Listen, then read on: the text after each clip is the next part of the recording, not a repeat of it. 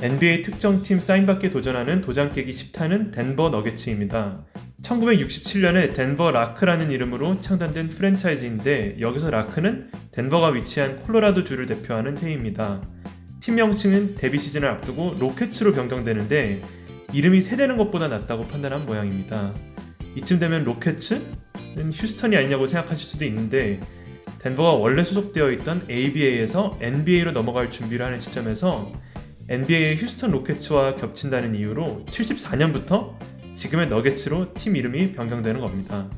너게츠는 금속 덩어리를 뜻하는데 맥도날드의 치킨 맥너겟을 금덩어리로 바꿔서 생각하시면 이해가 빠를 것 같네요.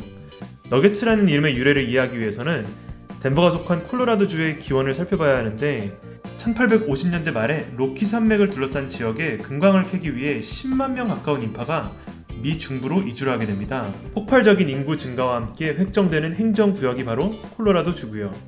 이때 광부들의 집성촌으로 생긴 도시가 바로 덴버죠. 이와 같이 황금빛 미래를 꿈꾼 인구 대이동을 파이크스피크 고드 러시라고 불렀습니다. 이 당시 유행어가 파이크스피크 or bust라고 하는데 뭐 아니면 도, 금 아니면 꽝 정도로 의역할 수가 있겠네요. 이와 같은 시대 정신은 챔피언십 or bust라고 하는 NBA에서도 적용된다고 할 수 있는데 챔피언 우승 반지가 아니면 실패로 단정짓는 매정한 스포츠 생태계를 나타낸다고도 할 수 있겠습니다. 저는 2018년 말에 덴버 여행을 짧게 갔다 올 수 있었는데 덴버 국제공항에 착륙하고 보이는 풍경이 굉장히 인상적이었습니다. 구름 위에 떠있는 느낌이라고나 할까요? 바로 앞에 로키 산맥이 눈으로 뒤덮인 설경도 기가 막혔고요. 고도가 높은 지대에 위치해 있어서 마일 하이 시티로도 불리는 덴버의 애칭을 몸소 체득할 수 있었죠. 다운타운의 중심지는 16번가 몰이라고 하는 야외 쇼핑 지역인데 명동과 같은 보도자 거리를 상상하시면 될 것 같네요. 길 한복판으로는 지상 전차가 다녀서 이동하기도 꽤나 편했던 것 같네요. 전차를 타고 도착했던 펩시센터는 마치 예전에 대전 엑스포로 돌아간 것 같은 느낌이 들기도 했는데 상대적으로 시설이 낙후되었다는 느낌이 좀 들었던 것 같기도 하네요. 꼭 부정적인 뉘앙스로만 얘기를 하는 게 아니라 도시의 특색에 꼭 맞게 로키 산맥의 대형 산장에 들어와 있는 것 같기도 하더라고요. 최신식 구장에서는 느낄 수 없는 아늑함이라고나 할까요? 팀스토어 제품들도 이런 느낌을 더했는데 곡괭이 로고와 고동색과 남색의 팀 색상이 광부의 정체성을 뚜렷하게 했습니다. 물품도 다양하고 개성도 넘쳐서 아이 쇼핑하는 재미가 있더라고요. 짧고 빠르게 팀스토어의 사진 몇 장을 소개해 보겠습니다. 이렇게 티셔츠가 있는 섹션도 있고 ABA 시절에 로고를 사용하기도 했더라고요. 양말이랑 또 마우스패드 그리고 또 이렇게 작은 인형들 장갑 같은 류도 있고 공도 팔고 있더라고요. 누구 눈에는 뭐만 보인다고 이렇게 저지들이 굉장히 저는 눈에 띄었는데 다양한 선수들의 유니폼을 만나볼 수 있다는 게 원정 경기장을 가는 재미 중에 하나라고 생각합니다. 경기장을 함께 쓰는 아이스하키 NHL 팀 아발란치의 유니폼도 많더라고요. 대형 에스컬레이터를 타고 2층으로 가서 현지 팬들이랑 이런저런 얘기를 하면서 역대 제일 좋아했던 너게츠 선수가 누구냐고 물어보니까 돌아오는 대답이 천차만별이더라고요. 다수의 구단들이 역사를 대표하는 프랜차이즈 스타가 한두 명으로 압축되는 것과는 굉장히 달랐습니다. 그런 만큼 팀을 대표하는 구심점이 없었다고도 해석되었고요. 덴버는 70년대 초반까지는 NBA가 아닌 ABA 소속팀이었는데 69-70 시즌에 혜성처럼 등장한 스펜서 헤이우드가 일대 파란을 일으킵니다. 신인 때의 대활약을 살펴보기 전에 아마추어 때 이력을 잠시 소개하자면 콜로라도 트리니다드 스테이트 주니어 칼리지에서 신입생 때 무려 평균 28득점에 22리바운드를 기록합니다. 이 엄청난 활약을 바탕으로 68년 멕시코시티 올림픽 국가대표팀에도 선발되죠. 1학년을 막 끝마친 애송이가 최다 득점으로 최강 미국 국대를 이끌며 금메달까지 차지했으니 위력이 실로 대단했죠. 실력이 월등하다 보니 헤이우드는 2학년을 마치고 프로 무대 진출을 타진합니다. NBA는 60년대 말 당시만 하더라도 대학 졸업생에게만 리그 참가 자격이 주어졌기 때문에 규제가 상대적으로 느슨했던 ABA로 눈을 돌리게 됩니다.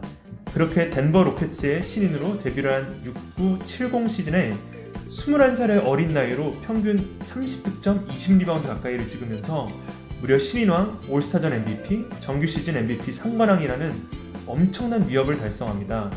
그 이듬해 헤이우드는 더 나은 계약 조건으로 NBA의 시애틀 슈퍼소닉스로 적을 옮기게 되는데 당연히 대학 4년제 졸업 룰을 깨고 들어온 경우라 또 다른 의미로 파장을 일으키죠. 미국 대법원까지 가는 소송의 주인공이 되었는데 농구 선수들의 경제활동에 가해진 제약을 풀며 선수들의 권익 보호에 선구자적 역할을 한 셈이죠. 물론 덴버의 입장에서 보기에는 더 나은 계약 조건이 제시되자마자 곧바로 팀을 떠난 기회주의자로 볼 수도 있겠지만요. 이런 헤이우드님을 2016년 토론토 올스타 때 만날 수 있었는데요. NBA 센터라는 팬 행사장에서 클리닉이 끝나고 68년 올림픽 유니폼을 보여드리니까 눈이 휘둥그레지시면서 이건 도대체 어디서 구했냐고 하시더라고요. 그러면서 레코드 세팅 팀이라고 그러시면서 웃으며 사인을 주셨습니다. 헤이우드에 이어 덴버를 이끌었던 레전드는 마이클 조던의 우상으로도 알려진 데이비드 탐슨인데요. 1974년에 NC 스테이트를 우승으로 이끌었던 대학농구 최대어였습니다. 팀명을 로켓츠에서 너게츠로 바꾸며 이미지를 탈바꿈한 덴버는 탐슨을 신인으로 지명하고 훗날 명장으로 성장하게 될 레리 브라운 감독도 영입하며 밝은 미래를 꿈꾸게 되었죠. 탐슨은 기대를 저버리지 않고 팀의 에이스로 성장을 하는데 20대 초반 구간만 놓고 보면 리그 역사상 최정상급 스윙맨들과 견주어봐도 손색이 전혀 없는 엄청난 스탯을 찍게 됩니다. 탐슨은 기록을 넘어서 플레이 스타일에 혁신을 일으키는데 76년 최초의 올스타 덩크 콘테스트에서 닥터 제이와 자웅을 겨룬 장면은 지금까지도 회자가 되고 있죠. 그 누구보다도 높이 뛰고 채공 시간이 길어서 스카이워커라는 별명으로 불리기도 했었죠. 역대급 점프력으로 연신 덩크를 찍어대며 역동적인 플레이 스타일을 유행시킨 장본인이기도 하고요. 같은 해의 신인으로 너게츠를 ABA 파이널로 이끄는데 뉴욕 네츠의 닥터 제이에게 우승 트로피를 내주게 됩니다. 너게츠에게 있어서는 지금까지도 처음이자 마지막이었던 파이널 진출이었죠. 농구의 신의 신이었던 탐슨은 앞선 샌안토니오 스퍼스 편에서 살펴봤던 아이스맨과의 에피소드도 흥미로운데 77-78 시즌 조지 거빈과 마지막 경기까지도 득점왕 경쟁을 하며 탐슨은 최종전에서 73점, 거빈은 63점을 기록했지만 타이틀은 거빈에게 넘어가게 되죠. 비록 너게츠 팀을 위해서 금맥을 터뜨리지 못했지만 그 시즌이 끝나고 본인은 당시 역대 최고급이었던 5년 400만 달러의 연장 계약을 하며 대박을 터뜨리게 됩니다. 어찌 보면 수십 년 전 골드러시의 허상을 쫓아 덴버로 이동했던 이주민들이 겪었듯 탐슨 또한 너무 일찍 찾아온 부와 명예에 눈이 멀게 됩니다. 초대형 계약을 체결한 직후 시즌에서 발부상으로 시즌 절반 가까이를 날리게 되고 그때부터 우울증에 시달리며 약물과 알코올 중독으로 헤매게 되죠. 기량 저하로 팀에서 쫓겨나다시피 했고 그 이후에도 맨하튼의 나이트클럽에서 시비에 개입되어 층계에서 떠밀린 후 무릎이 부상당한 다음에 결국에는 은퇴를 하게 됩니다. 저는 2019년 샬럿 올스타전 때 마 사장님과 그의 롤모델이었던 데이비드 탐슨을 같은 공간에서 볼 수 있었는데 올스타전 개최지 출신 최고의 올드스타들이 초대되는 레전드 브런치 때 어렵사리 표를 구할 수 있었습니다.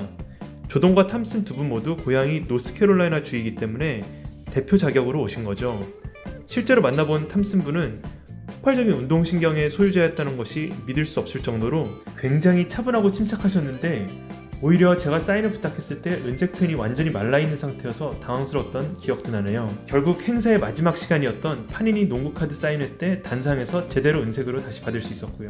탐슨 다음 세대인 80년대의 너게츠를 살펴보면 독특한 사실이 하나 있는데 80년대를 통째로 한 명의 감독이 팀을 지도했다는 점입니다. 조던의 노스캐롤라이나 대학 선배이기도 한 덕 모 감독은 너게츠가 파이널에 진출했던 76년에 대학 동료 레리 브라운을 보좌하는 코치 역할을 맡기도 했었는데 4년 만에 덴버로 돌아와 80년부터 지휘봉을 잡게 됩니다. 덕 모 감독은 해발고도가 높아 산소가 상대적으로 희박한 덴버의 지형적 특성을 활용한 플레이 스타일을 팀에 입히는 것으로도 유명하죠. 즉 경기 템포를 확 끌어올려서 득점 전 양상으로 흐름을 바꾸는 일명 런앤건 농구를 추구하며 원정을 올 때 적응이 되지 않은 상대의 허를 찌르는 전략이었던 셈입니다. 이와 같은 전술은 적중을 하게 되고 덴버는 모 감독의 재임 기간 동안 첫 시즌을 제외한 나머지 9시즌을 모두 플레이오프에 진출하게 되는데 이 당시 모 감독이 추구하는 런앤건 농구의 페르소나가 바로 알렉스 잉글리시였습니다. 화라산과 같은 득점력의 소유자 잉글리시는 2014년에 방한을 하게 됐었는데 주한미군들의 클리닉을 진행하게 됐었고 법무부 초청 이벤트로 청소년들과 클리닉을 진행하는 모습도 참관할 수 있었습니다.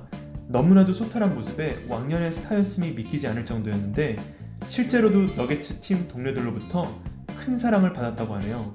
플레이 스타일 자체도 튀지 않고 조용히 따박따박 맥쿼터 득점을 하고 힐끔 전광판을 보면 어느새 30점 넘게 기록하고 있는 그런 유형의 선수였죠.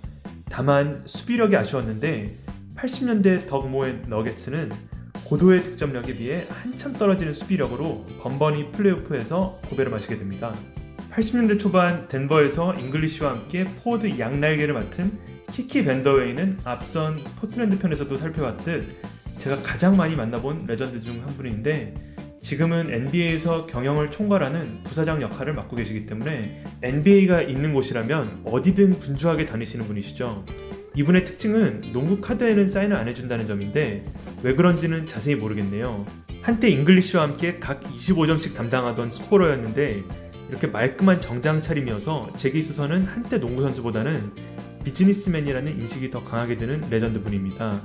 금메달까지는 아니어도 메달 수상 정도는 했다고 평가할 수 있는 80년대와는 달리 90년대의 너겟츠는 암흑기를 보내게 되는데 정모 감독이 떠난 직후 90-91 시즌에는 20승만을 건지고 리그 꼴찌를 기록하게 됩니다. 너겟츠 선배들과 같이 득점력만큼은 둘째가라면 서러웠던 단신가드 마무드 압둘라우프는 이 시즌에 데뷔를 했는데 데뷔 당시 이름은 크리스 잭슨이었죠. 이슬람으로 종교를 개종하면서 마무드 압둘라우프로 93년에 개명을 하게 되었습니다.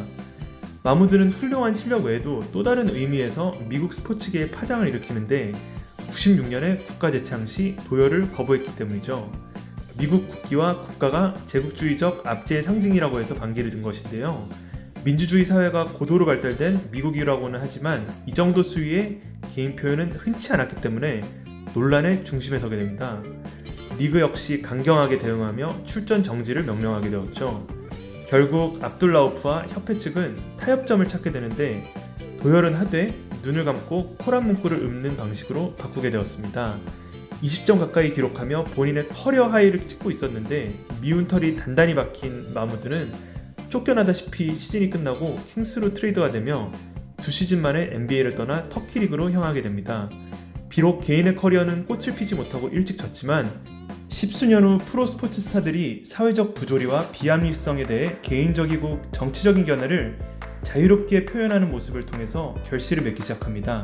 20년이 지난 2016년에 데칼코마니와도 같은 국가재창 시위 장면이 NFL 쿼터백 콜린 케이퍼닉을 통해서 재현되었는데 마무드와 콜린은 실제로도 만나서 이런저런 생각을 나누기도 했었죠.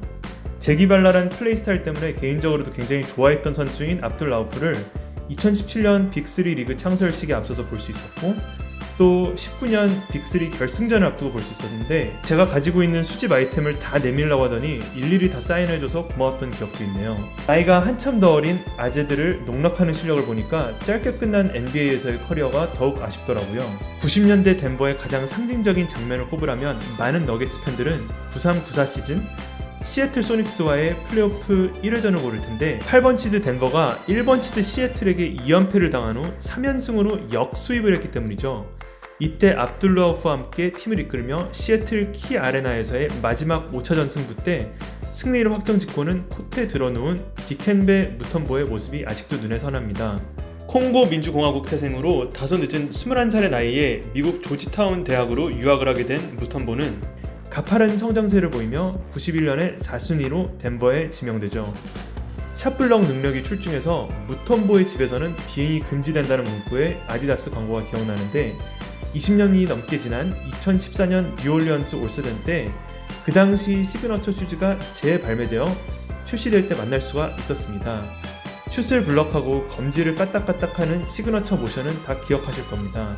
무턴보님은 매년 올스타전 때 만날 수 있는데 항상 동굴저음의 목소리가 까칠하게 말씀하시면서도 사인 자체는 필체가 예술이죠.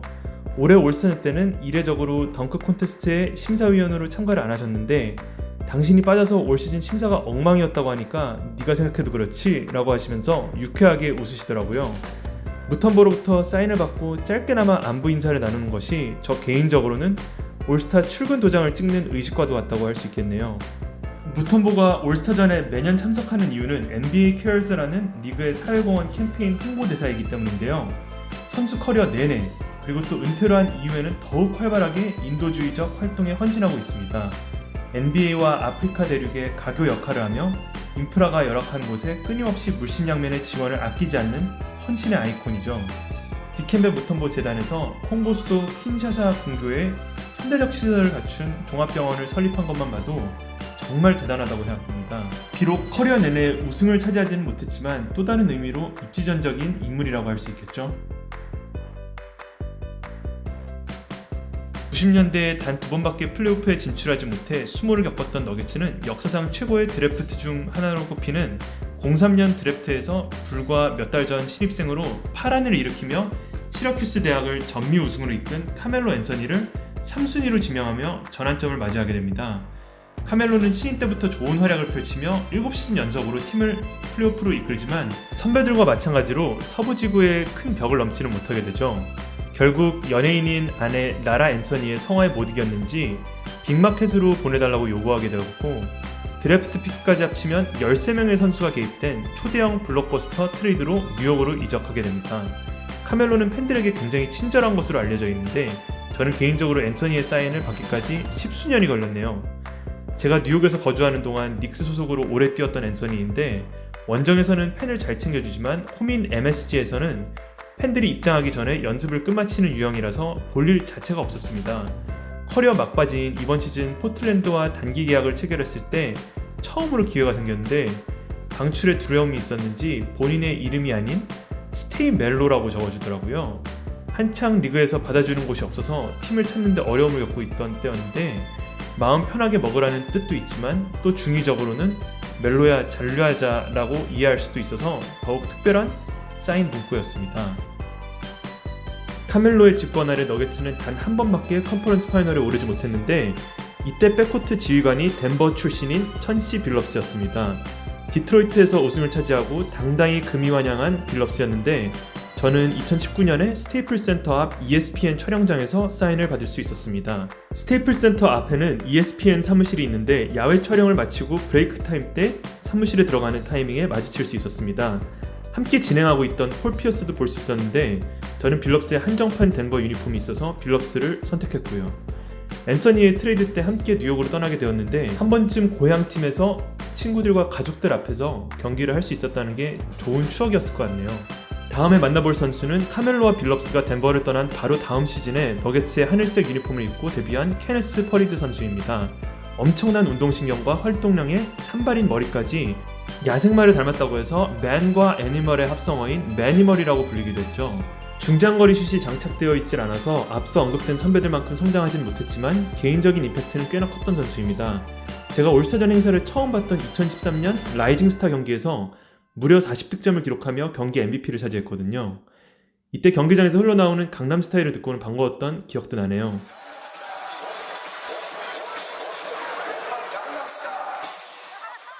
2년이 지난 2015년 뉴욕 올스타전 때도 사인회에서 볼 수가 있었습니다. 워낙 팬들이랑 장난치는 것을 좋아하는 퍼리드인데 팬이 사인을 해달라고 부탁하자 팔굽혀펴기 10회씩 하면은 해주겠다고 해서 경기장에서 팔굽혀펴기 대결이 벌어졌다는 건 지금까지도 회자되고 있는 레전드 에피소드죠. 물론 저한테 그런 건 아니고요.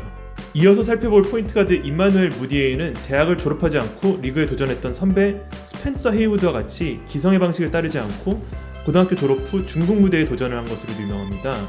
미국에서 대학을 진학하지 않고 광동 타이거즈에서 1년을 뛰고 큰 무대에 도전을 했는데 아직 소속도 정해지지 않았던 드래프트 기간에 뉴욕 타임스퀘어에서 볼 수 있었습니다. 한 가지 팁을 말씀드리자면 뉴욕에서는 NBA 드래프트 추첨하는 시기와 실제로 드래프트를 하는 기간에 타임스퀘어에서 상위 지명이 유력한 유망주들의 사인회가 열립니다. 무디에이를 만나서 나 역시도 중국에 살았다고 하니까 반가워하더라고요.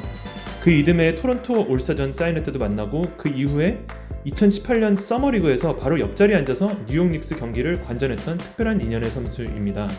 매니멀 퍼리드와 마찬가지로 스타 선수로 성장하지는 못했는데 둘 다 귀금속이긴 하지만 순금은 아니었다고 하면 너무 실례일지도 모르겠네요. 현재 덴버 너게츠로 넘어오자면 지난 18-19 시즌에 5년간의 플레이오프 기근을 끊고 서부 준결승까지 도달하게 되었죠. 재건이 된 너게츠의 핵심 선수로는 두 선수를 들 수 있을 겁니다. 우선 캐나다 출신 가드 저말 머레이인데 직접 만나보면 실력이 뛰어나긴 하지만 그에 비해 스타의식이 굉장해서 오히려 귀엽다는 느낌이 드는 선수입니다. 처음 만난 건 LA 올스타전 라이징 스타 연습 때였는데 일찍 가서 선수들이 입장하는 바로 옆자리 명당을 차지할 수 있었습니다. 바로 앞에서 엠비드와 시몬스, 머레이와 같은 세계 각국 출신 선수들을 볼 수 있어서 엄청난 경험이었죠. 머레이는 제가 들고 있는 저지를 보더니 연습이 끝나면 챙겨주겠다는 무언의 손짓을 보내고는 연습을 끝마치고 사인을 해줬습니다. 그 이후에도 몇 번씩 만난 머레이는 사인을 잘해주는 편은 아닌데 제 저지는 볼 때마다 대부분 해줬던 것 같네요.